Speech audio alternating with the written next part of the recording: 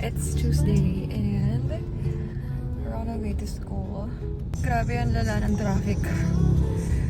Alam niyo yung walang traffic sa highway, pero pagdating sa pulo, ang tindi.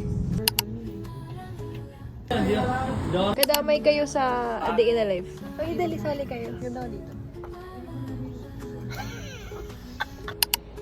Driver na naman siya. No.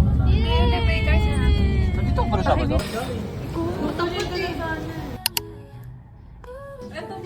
Yan, yung mga gandang pangalan. Ito itong grupong to, yan. Time check.